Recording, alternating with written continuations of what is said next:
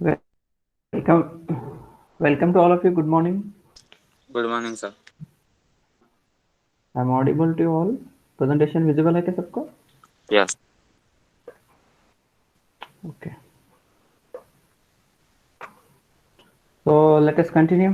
आज एक I think today is only 24 students are present. एक कौन नहीं है आज?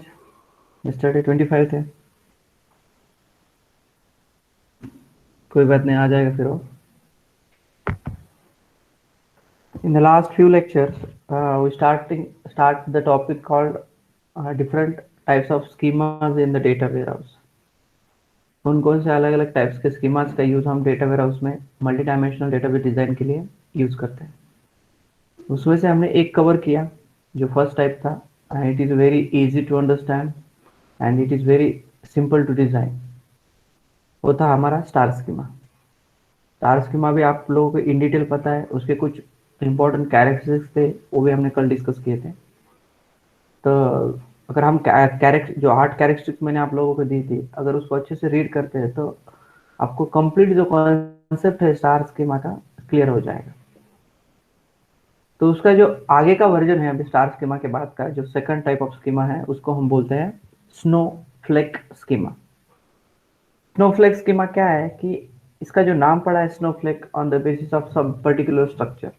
एक particular structure on the basis of that उसको नाम दिया गया है स्नोफ्लेक. तो क्या है कि एक पत्ता है, उसका जो स्ट्रक्चर है उस तरह से होता है और उससे वैसे ही स्ट्रक्चर क्या होता है आपके इस स्कीमा के अंदर बनता है, इसलिए इसको नाम दिया गया है. तो क्वाइट इंटरेस्टिंग नेम है, बहुत ही अच्छा, अलग इंटरेस्टिंग उनके डिजाइन एंड स्ट्रक्चर से उसको नाम मिले है सारे के सारे स्कीमास को. तो देखो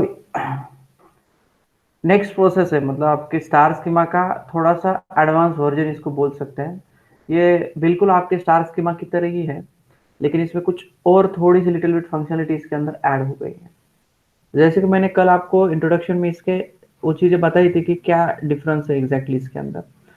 तो वो डिफरेंस क्या है, जो हमारा स्टार स्कीमा था उस स्टार स्कीमा के अंदर जितने सारे भी डायमेंशंस का हम यूज करने वाले थे उन सारे डायमेंशंस का अपना खुद का एक ही इंडिविजुअल टेबल होता है.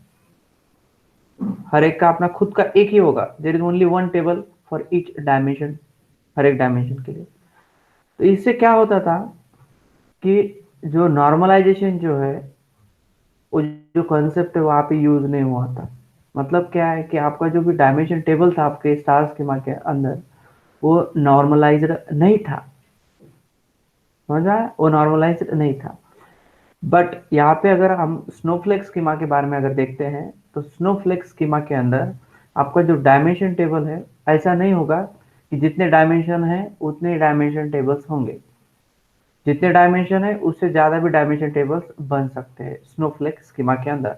अगर इस स्ट्रक्चर को आप गौर से देखेंगे तो ये एक डायमेंशन है लेकिन उसके और 2 डायमेंशन टेबल्स यहाँ पे बने हैं. ऐसा क्यों हुआ है कि स्नोफ्लेक स्कीमा के अंदर आपका जो डायमेंशन टेबल होगा वो हमेशा नॉर्मलाइज्ड होगा. अगर कोई डायमेंशन टेबल यहाँ पे नॉर्मलाइज्ड नहीं है तो हम क्या करेंगे, उसको सिंपली डिकम्पोज करेंगे. डिकम्पोज करने का मतलब क्या है कि उस डायमेंशन टेबल को डिवाइड करेंगे इनटू द 1 2 टेबल 3 टेबल्स में. तो इससे क्या हो जाएगा, जो भी डुप्लीसिटी थी या फिर रिडंडेंसी आ रही थी ओरिजिनल टेबल के अंदर वो अवॉइड करने के लिए. मतलब क्या करना है हमें, उस टेबल में वो नॉर्मलाइज नहीं है तो उसको नॉर्मलाइज करने के लिए हमें क्या करना पड़ेगा, उसको डिवाइड करना पड़ेगा इनटू द 2 टेबल्स. नॉर्मलाइजेशन का कंसेप्ट आपको पता है. फिर normalization it is nothing but the decomposition of your tables. Table को हम क्या करते हैं, डिवाइड करते हैं. और इससे क्या होता है कि जो भी हमें नॉर्मलाइजेशन करना है तो क्या हो जाता है, वो टेबल अपने आप क्या होता है फिर नॉर्मलाइज हो जाता है. तो सेम चीज यहाँ पे होती है आपके स्नोफ्लेक स्कीमा के अंदर. ये मेजर डिफरेंस है आपके स्टार स्कीमा और स्नोफ्लेक स्कीमा के अंदर. बाद में फिर बाकी क्या चीजें इसमें डिफरेंस है, बाकी कुछ भी इसमें डिफरेंस नहीं है. बाकी आपने स्टार स्कीमा की तरह एक वर्क करेगा. इसमें भी क्या होगा, इसके स्ट्रक्चर के सेंटर में आपका फैक्ट टेबल होगा, वो कि सबसे बड़ा टेबल होता है. उस फैक्ट टेबल में जितने सारे भी डायमेंशन टेबल्स होंगे उन डायमेंशन टेबल्स की क्या होगी वहाँ पे, कीज होगी, और वो कीज आपके फैक्ट टेबल में क्या बन जाएगी, फॉरेन कीज बन जाएगी, और अपने इंडिविजुअल टेबल में वो क्या होगी, प्राइमरी कीज होगी। और इस फैक्ट टेबल के अंदर बाकी डायमेंशन टेबल्स की कीज तो होगी, साथ ही साथ इस फैक्ट टेबल के अंदर इसके खुद के कुछ क्या होंगे, मेजर्स होंगे, उसको वैल्यूज होंगे, खुद की भी फील्ड्स होगी। जैसे कि स्टार स्कीमा में भी था, उसकी खुद की फील्ड्स थी और बाकी डायमेंशन टेबल की कीज थी। बाकी कुछ भी नहीं आपके स्नोफ्लेक स्कीमा के अंदर। It is exactly like your star schema, but the difference is it here, इसमें डिफरेंस क्या है कि आपका डायमेंशन टेबल इसमें नॉर्मलाइज होगा। और दूसरा डिफरेंस क्या है कि जितने डायमेंशन है उससे ज़्यादा यहाँ पे डायमेंशन टेबल्स हो सकते हैं। और क्यों हो सकते हैं, हमने देखा क्योंकि हमें डायमेंशन टेबल को नॉर्मलाइज करना होता है। I hope you understand the introduction and the concept. आज मैंने फिर से इसको थोड़ा सा आसान लैंग्वेज में इसको कोशिश की कि आपको इसको समझाऊं। तो इसके क्या करते हैं, अभी वन बाय वन हर एक पॉइंट को डिस्कस करेंगे और इसका एक एग्जांपल भी लेंगे, जो कि हमने लास्ट टाइम जो एग्जांपल लिया था उसी एग्जांपल को हम कंटिन्यू करेंगे। लास्ट टाइम जो हमने सेल्स डेटा का एग्जांपल लिया था, by using that sales data हमने स्टार स्कीमा को डिजाइन किया था। अभी हम क्या करेंगे, by using the same sales data अभी हम क्या करेंगे, उसका ही स्नोफ्लेक स्कीमा डिजाइन करेंगे। ओके, तो continue with the one by one. हर एक पॉइंट को यहाँ पे हम क्या करेंगे, लिख लेंगे, क्योंकि सारे पॉइंट्स मैंने ऑलरेडी आपको डिस्कस किए हैं। तो भी हर एक पॉइंट को लिखने के बाद उसको कोशिश करेंगे कि अच्छे से समझे। सबने हेडिंग लिखा है स्नोफ्लेक स्कीमा, तो write down the first point here.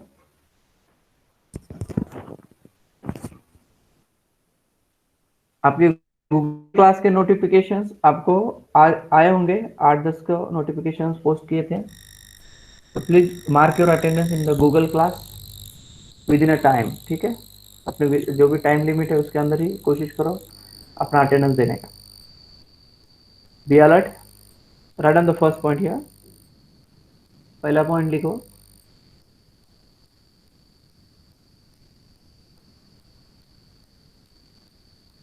some dimension tables in the snowflake schema. Some dimension tables in the snowflake schema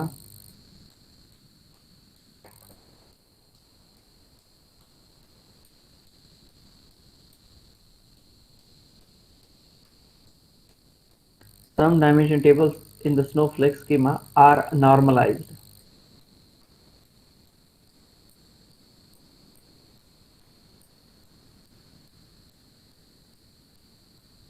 Full stop.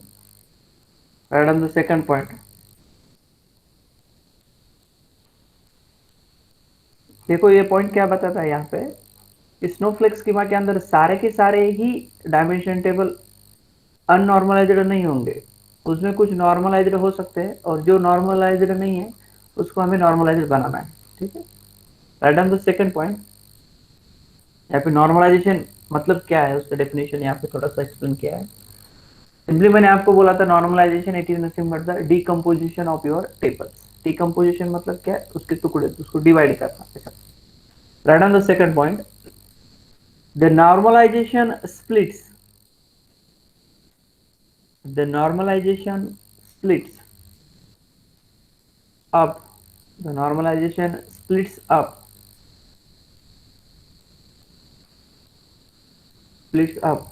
the data into additional tables. The normalization splits up the data into additional tables.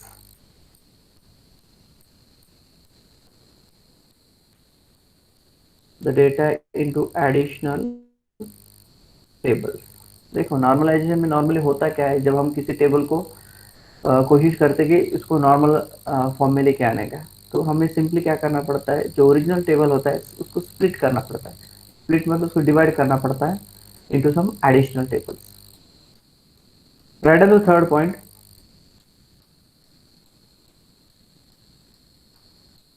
Unlike star schema, unlike star schema मतलब star schema की तरह नहीं, ठीक है। Unlike star schema comma, the dimension table The dimension table in a snowflake schema, in a snowflake schema is normalized.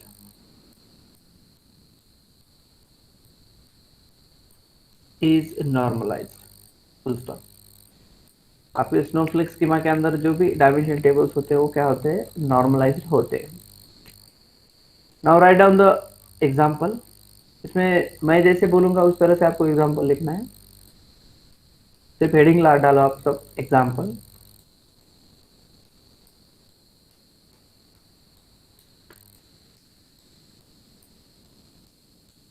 In the example of sales data, in the examples, in the example of sales data, in the example of sales data, the item dimension, the item dimension table. ये item क्या है, dimension है. Okay. The item dimension table,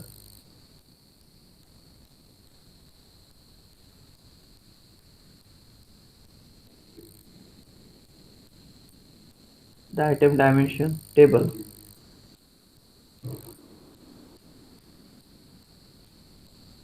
in a star schema, in a star schema,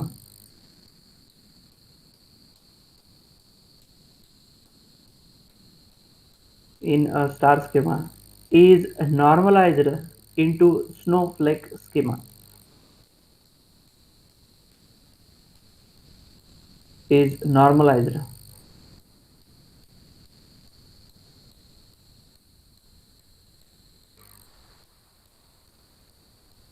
into snowflake schema. It means, it means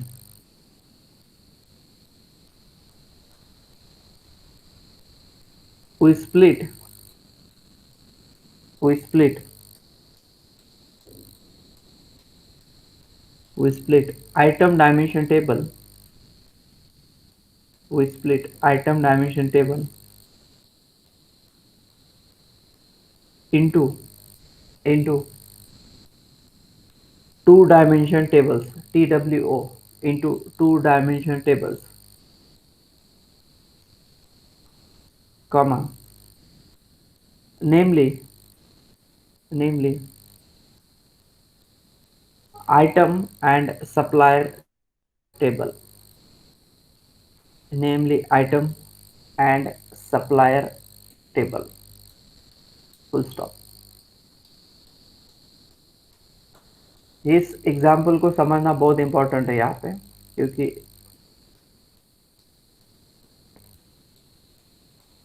इस example से आपको clear idea आ जाएगा कि क्या डिफरेंस होता है स्टार और स्नोफ्लेक स्कीमा के अंदर. देखो, अगर आप गौर से देखेंगे कि जो सेल्स डेटा था हमारा, जो कि हमने स्टार स्कीमा के लिए एग्जाम्पल लिया था, उसके अंदर 4 डायमेंशन टेबल्स थे. देखो, 4 डायमेंशन थे मतलब 4 डायमेंशन टेबल है. उसमें से जो एक टेबल है that is called as the item dimension table. अगर देखेंगे पिछले डायग्राम में तो वहाँ पे आप देखो एक आइटम नाम का एक क्या है, डायमेंशन टेबल है. तो क्या है, अननॉर्मलाइज्ड है, मतलब नॉर्मलाइज्ड नहीं है स्टार स्कीमा के अंदर.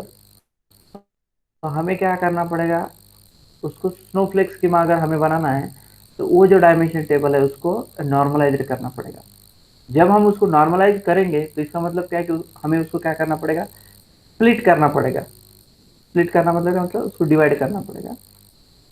तो हमने यहाँ पे क्या किया है कि वो जो आइटम डायमेंशन टेबल था उसको स्प्लिट किया है इनटू द टू टेबल्स. एक आपका फिर आइटम रहेगा और उसको दूसरा क्या रहेगा, सप्लाई. उसको सिंपली क्या है, उसको तोड़ के और एक टेबल बना दिया. मतलब उसमें से जो फील्ड में रिडंडेंसी आ रही थी उस फील्ड को क्या किया, एक दूसरे टेबल में डाल दिया. तो इससे क्या होगा, जो ओरिजिनल आइटम डायमेंशन टेबल था वो नॉर्मलाइज हो गए. सिंपली है, जो फील्ड में रिडंडेंसी आ रही है आपकी तो उस फील्ड को क्या किया, स्प्लिट करके दूसरे टेबल में डाल दिया. तो ये होता है आपके स्नोफ्लेक स्कीमा के अंदर. जब आप अभी इसका स्ट्रक्चर देखेंगे तो आपको तुरंत आइडिया आ जाएगा कि किस तरह से उसको डिवाइड किया गया है. बाकी ओवरऑल क्या है, पूरा की पूरा स्टार स्कीमा का ही कंसेप्ट यहाँ पे है. So let us continue. This is the diagram.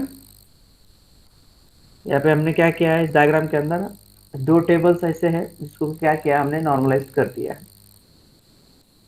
तो आपको सबको डायग्राम ड्रॉ करनी है, then I will try to explain the diagram. उसके पहले जो हमने ये पॉइंट्स देखे थे, सारे पॉइंट्स, वो अगर आपके क्लियर है विद एग्जांपल, तो आप चैट बॉक्स में टाइप करो, आर यू क्लियर और नॉट क्लियर, तो ये हम आगे जाएंगे, ठीक है। तो please everyone type your comments in the chat box, सबके कमेंट्स मुझे चाहिए। कमेंट्स करो और इस डायग्राम को क्या करो, ड्रॉ कर लो। जैसे ये डायग्राम ड्रॉ हो जाएगा हम इसको एक्सप्लेन करेंगे।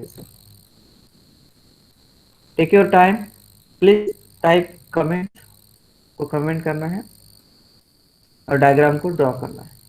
ठीक से ड्रॉ करो, फिर हम इसको एक्सप्लेन करेंगे। I want total comments, okay, 28 students है, सबके कमेंट चाहिए। Draw the diagram. और आपका डायग्राम होने के बाद आप चैट बॉक्स में टाइप करना है डन, डन बोल के।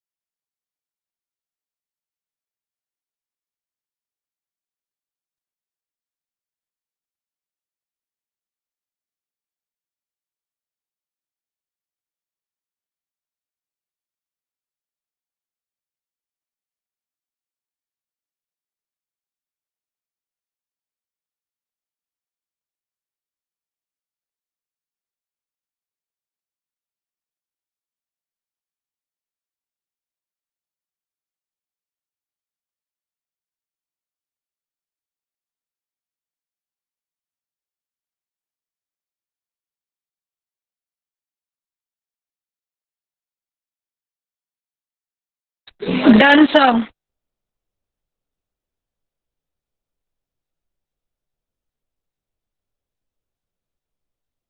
ओके, बाकी सबको हुआ क्या? ओके, प्रियंका का हुआ, उसने बता दिया चैट बॉक्स में। Done sir. बाकी बच्चों का? Done sir. ओके, तो टाइप क्यों नहीं करते आप लोग?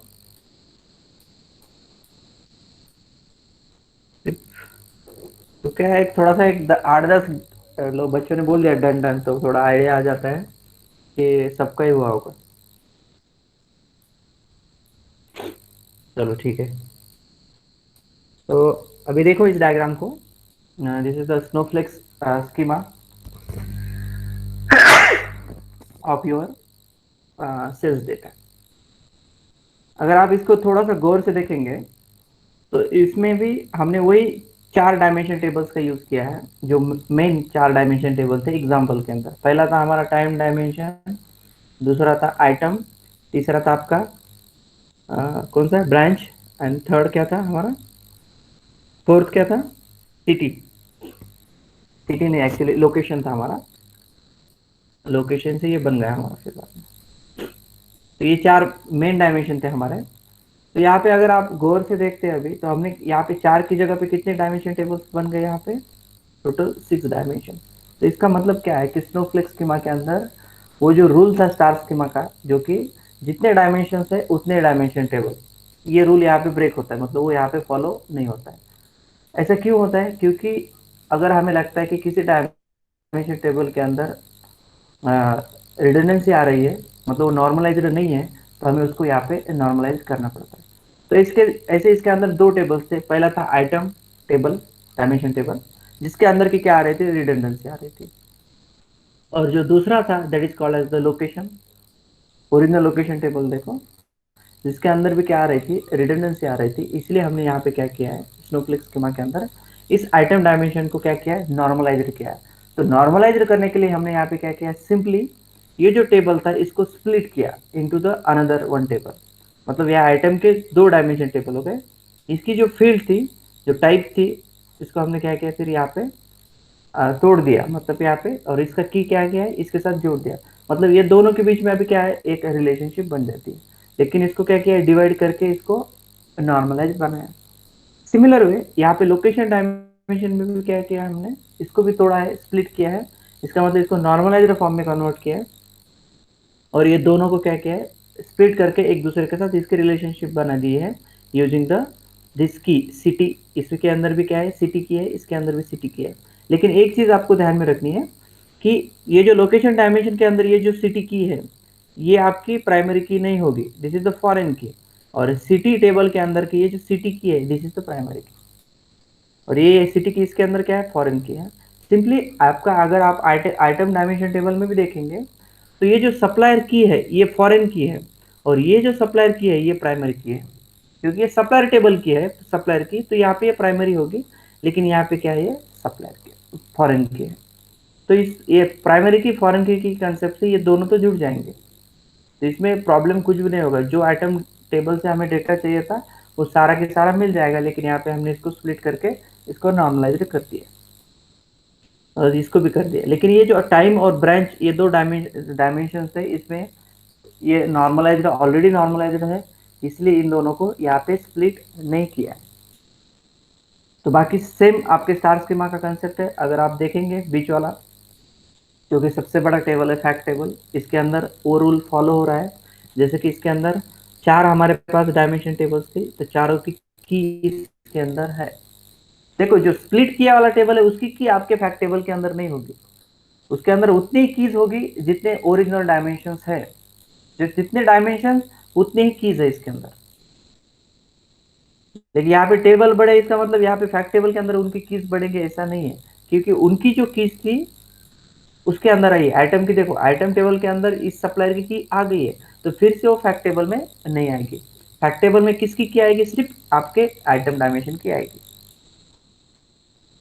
क्लियर? ये कंसेप्ट ध्यान में रखना है आपको। फैक्ट टेबल में उतनी कीज होगी जो ओरिजिनल डायमेंशन होंगे उनकी। जैसे कि ओरिजिनल कितने थे, 4, तो 4 ही की है। एक टाइम के लिए टाइम की, आइटम के लिए आइटम की, ब्रांच के लिए ब्रांच की, और लोकेशन के लिए लोकेशन की। ये 4 ही कीज उनके पास है। फैक्ट टेबल के पास, और बाकी जो दो फील्ड है यहाँ पे तो वो उसकी खुद की वैल्यूज है, फैक्ट टेबल के खुद के मेजर्स है, ये उसकी खुद की फील्ड है, लेकिन ये 4 की है, और चारों की चारों यहाँ पे क्या है, फॉरेन कीज है, और इंडिविजुअल टेबल में क्या है, प्राइमरी कीज है।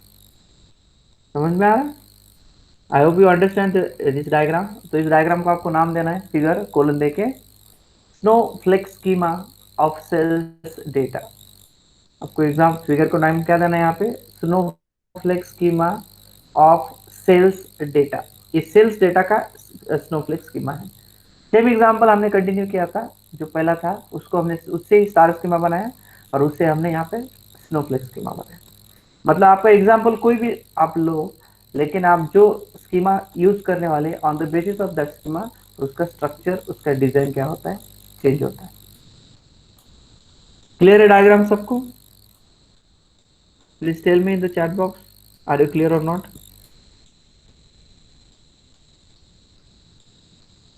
डायग्राम क्लियर है? इसमें कोई डाउट है किसी को? Yes, all of you? Yes, Rashmika clear है, प्रतीक्षा। क्या है कि ये जो तो कॉन्सेप्ट है स्कीमा के, थोड़ा सा कंपैरिजन करके अगर आप थोड़ा सा इसका स्टडी करते हैं और ध्यान में रखते हैं ना, तो इजी हो जाते हैं हमारे लिए।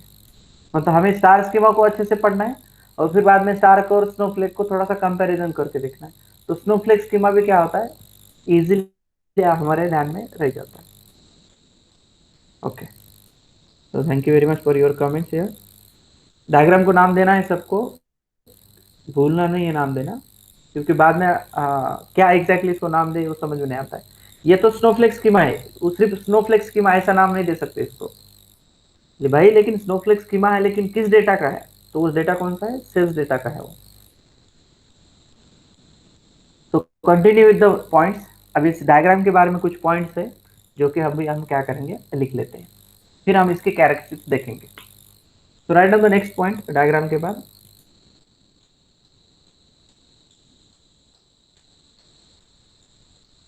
नेक्स्ट पॉइंट में लिखो, now the item dimension table, now the item dimension table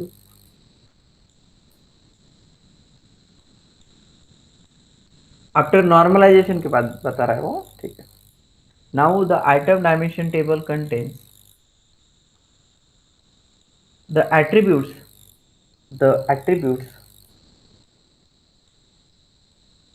item key comma item name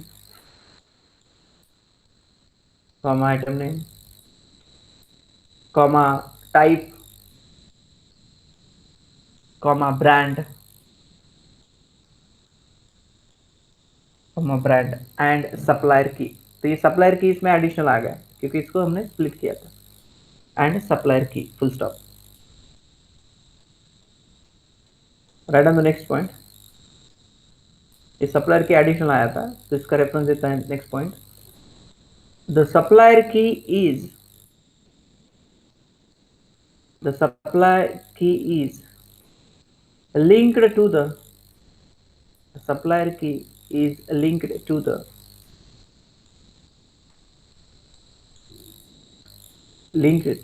supplier dimension table, is linked to the supplier dimension table, full stop. The supplier dimension table, the supplier dimension table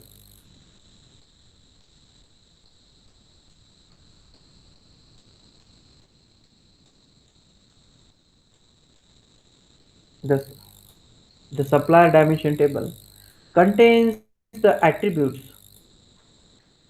The supplier dimension table contains the attributes, supplier key and supplier type, supplier key and supplier type, full stop. इसी तरह से आप इसका भी लिख सकते हैं, किसका, लोकेशन टेबल के बारे में, लेकिन वो थोड़ा सा और ज़्यादा पॉइंट बढ़ जाएंगे। क्योंकि इसके अंदर दो टेबल को हमने क्या किया है, नॉर्मलाइज कर लिया। एक के बारे में लिखा है तो उसी तरह से हमने दूसरे को भी किया है, ठीक है।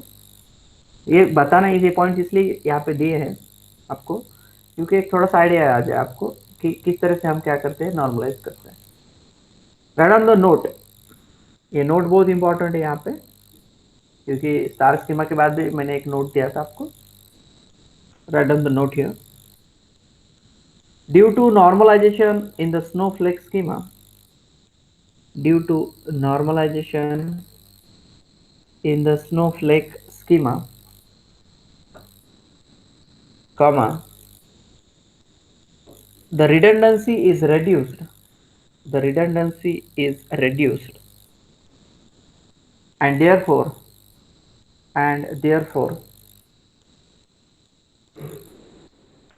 it become easy to maintain,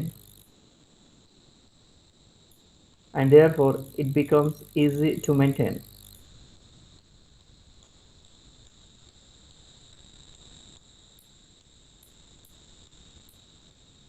And the save storage space, it becomes easy to maintain and the save storage space. तो इससे नॉर्मलाइज रिडंडेंसी आपकी अवॉइड हो जाएगी, रेड्यूस हो जाएगी।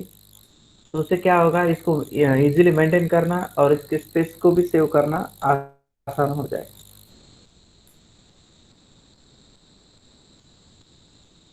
Full stop. Now I hope all of you understand the all the points regarding to the snowflake schema. यहाँ पे आपका क्या है, व्हाट इज स्नोफ्लेक स्कीमा के बारे में अगर क्वेश्चन आता है आपको एग्जाम में, एक कोई ना कोई तो स्कीमा आपको पूछा जाएगा एग्जाम में, नो डाउट, वो तो कंफर्म है। स्टार पूछा जाए, स्नोफ्लेक पूछा जाए, या फिर गैलेक्सी, कोई भी पूछा जाए, आप आसानी से इसके अभी पॉइंट्स लिख सकते हैं। अभी स्नोफ्लेक स्कीमा के अंदर एक ही पॉइंट बचता है हमारा, that is called as the characteristics. जैसे कि स्टार के कुछ कैरेक्टरिस्टिक्स थे, वैसे अभी हम स्नोफ्लेक के कैरेक्टरिस्टिक्स को देखेंगे, लेकिन अभी उतना टाइम नहीं है। I hope you understand all the points regarding to snowflake schema. इसके जो कैरेक्टरिस्टिक्स बचे उसको हम क्या करेंगे, कल के लेक्चर में क्या करेंगे, उसको कवर करेंगे और कोशिश करेंगे कि हम जो लास्ट स्कीमा बचता है उसको कंटिन्यू करें। तो thank you very much for today, have a good day, thank you. All of you left the meeting and join your next class, thank you.